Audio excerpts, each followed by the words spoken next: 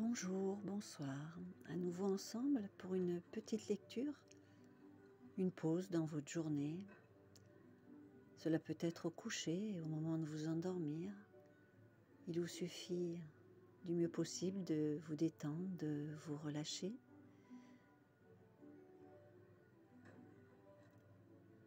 De vous installer confortablement et d'écouter. Je vous souhaite une bonne écoute.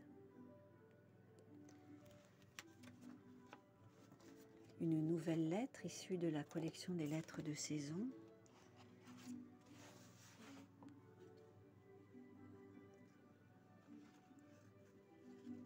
Je vous montre le recueil.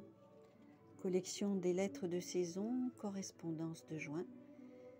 Christina O'Malley. Une collection dont je suis l'auteur.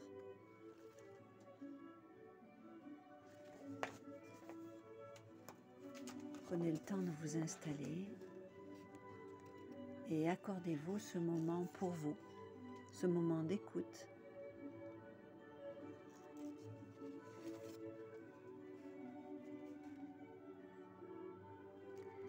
Madrid, le 6 juin 2037. Mon cher fils, je suppose que je suis mort, puisque tu lis cette lettre. Je te dois quelques explications avant de tirer définitivement ma révérence. Tu m'as demandé si souvent de parler de mon passé. Mon histoire est définitivement morte. Lorsque tu es né. J'avais une grande peur de revenir en arrière, de rester bloqué dans d'anciennes souffrances stériles. Pendant toutes ces années, j'ai préféré faire semblant d'oublier.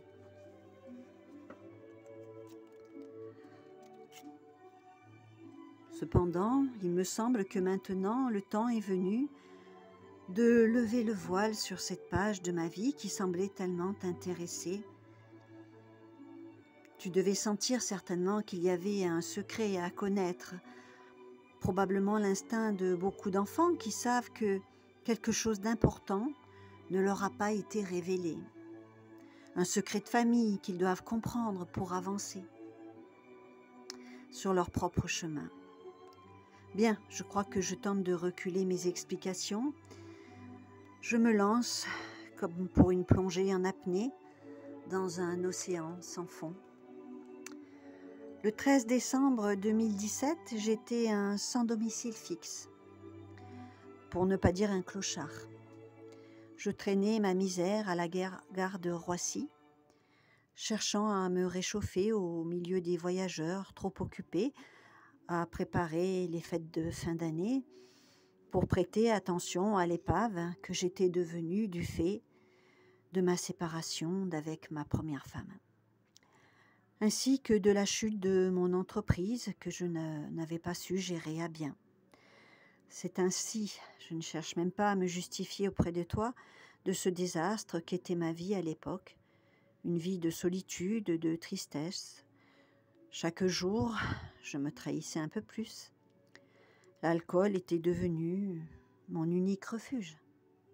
Je me détestais. Pour être un peu tranquille, je me suis réfugiée dans un espèce de réduit qui était resté ouvert. J'étais étonnée parce que d'ordinaire, il était fermé. J'allais enfin avoir un peu de silence et de tranquillité bien au chaud. Je me suis installée sur le béton lorsque mes yeux se posèrent sur un sac à même le sol. Il était fait d'une toile de jute grossière. Par curiosité, je l'ai ouvert. Le souffle coupé et le cœur battant, j'ai découvert à l'intérieur des centaines de milliers d'euros. Je n'ai pas réfléchi beaucoup. J'ai récupéré mon butin en me disant que c'était la chance de ma vie. J'ai foncé prendre le premier taxi pour n'importe où. Le but était de m'éloigner le plus possible et au plus vite de Paris pour réfléchir à tête reposée à ce qu'il venait de m'arriver.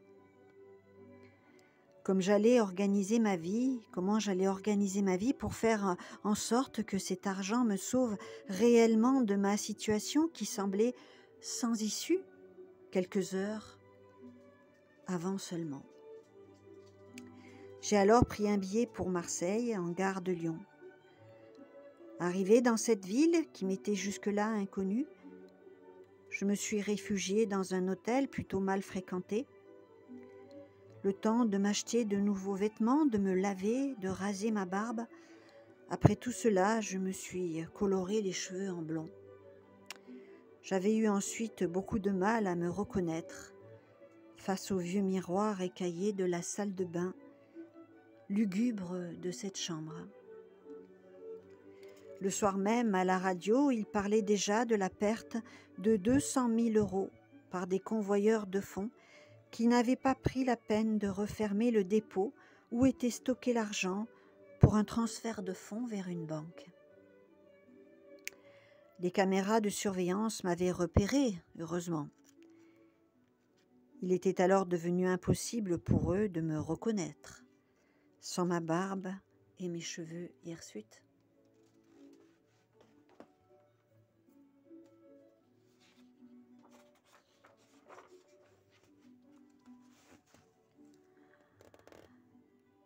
Je me suis procuré rapidement une voiture. J'avais oublié comment tout était facile avec de l'argent. J'avais du mal aussi à garder mes idées claires. Pour finir mon périple, je me suis mis en route pour l'Espagne, où il me restait un oncle et une tante. Tu sais tout maintenant. Les jours, les mois qui suivirent, j'ai repris ma vie en main. Plus d'alcool. J'ai acheté mon premier restaurant. Je vivais au-dessus. J'ai suivi assidûment des cours de cuisine française. Ta mère, qui devait devenir l'amour de ma vie, a postulé pour un emploi de serveuse. Ce fut le coup de foudre au premier regard. La suite, tu peux l'entrevoir, une première distinction pour le restaurant, ta venue au monde, la vie qui s'est déroulée, douce et belle comme un tapis de soie rose, sous mes pieds. Le succès, l'amour, la réussite, puis d'autres restaurants, d'autres étoiles. Plus tard, j'ai enfin remboursé de manière anonyme l'argent à ceux à qui il revenait, me soulageant ainsi de la culpabilité qui me taraudait. Voilà, ma confession est terminée. Tu sais tout. Je voulais que tu apprennes la vérité avant de profiter pleinement de ce que je laisse derrière moi. Je vais rejoindre ta maman, ma douce amoureuse. Depuis son départ, plus rien n'a de saveur. Finalement, je bénis cette maladie qui va finir par nous réunir à nouveau, qu'importe l'endroit. Je t'aime, mon fils, je suis fière de toi. Je respecte l'homme et le père que tu es devenu à ton tour. Plus rien n'existe de secret entre nous. Je suis enfin soulagée. Papa. NB, reste humble, Antonia. N'oublie jamais l'origine de la fortune de ton père. J'ajoute que cette lettre m'a été inspirée par un fait divers. Je vous souhaite une belle fin de journée ou une bonne nuit. Merci de m'avoir écouté.